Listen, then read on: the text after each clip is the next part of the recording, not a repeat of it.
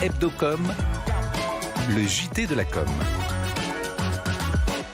Le suspense n'aura pas duré très longtemps. Le projet de Xavier Niel n'a donc pas été retenu pour une fréquence TNT. Et oui, l'Arcom a décidé de renouveler la chaîne M6 sur sa fréquence hertzienne. Xavier Niel a candidaté aussi pour exploiter le canal 6. Si cette décision n'est pas une surprise, elle soulage le groupe de Nicolas de Taverneau, le patron d'M6, après l'échec de la fusion avec TF1.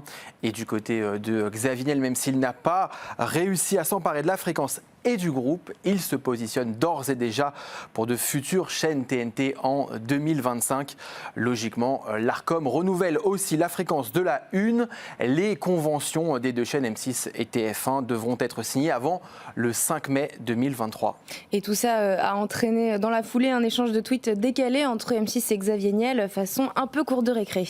Le géant britannique de la publicité WPP publie ses bons résultats de 2022. Avec un chiffre d'affaires en hausse de 7%, les dépenses de publicité en télévision reviennent au niveau d'avant-crise. Le groupe WPP présent en Chine bénéficie aussi de la levée des restrictions sanitaires. WPP prévoit une croissance organique pour 2023 entre 3 et 5%. Meta se prépare à nouveau à supprimer des emplois selon le Washington Post. Cela pourrait concerner des milliers de salariés. Le groupe a déjà annoncé l'an dernier qu'il se séparerait de 13% de ses effectifs, soit 11 000 personnes.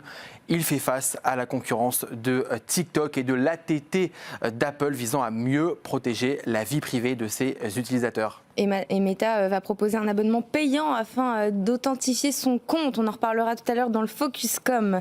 Vivendi lance cette semaine la version française du magazine de mode Harper's Bazaar. Le plus ancien magazine de mode encore vivant, Prisma Media, le pôle presse de Vivendi, compte concurrencer sur ce créneau Vogue. Il souhaite vendre 60 000 exemplaires chaque mois. Prisma Media vise une rentabilité d'ici 2 ou 3 ans. Le magazine est présent déjà dans une quarantaine de pays.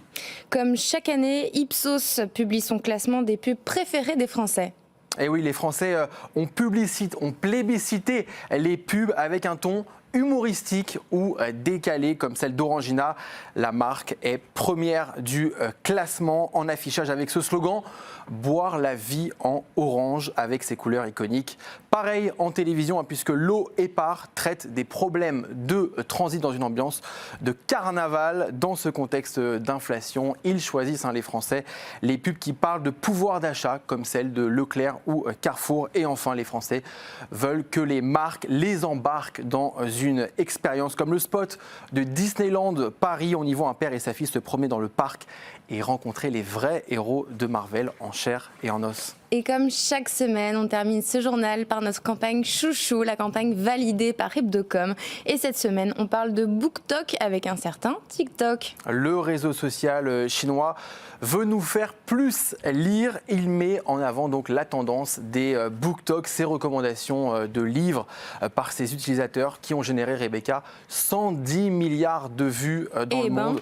La campagne de pub de TikTok sera diffusée à partir de la semaine prochaine jusqu'au 27 mars dans une centaine de cinémas français. Et la version de 30 secondes est déployée en télé sur TF1, M6 ou BFM TV. Voici à quoi ça ressemble.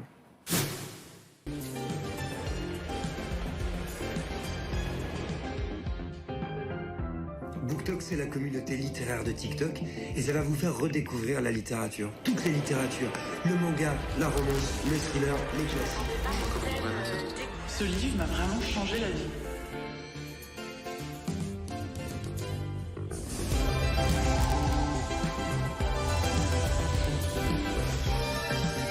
L'auteur m'a trop. Alors? Moi j'ai adoré ce bouquin. Ah ouais? Ouais. Si je peux me permettre, la suite elle est encore mieux. Voilà, et allez suivre aussi le compte de Rebecca Blanc-Lelouch sur TikTok. Ce film a été produit par l'interne de TikTok et la boîte de production Pulse Film. Merci Julien, c'est parti pour le Focuscom.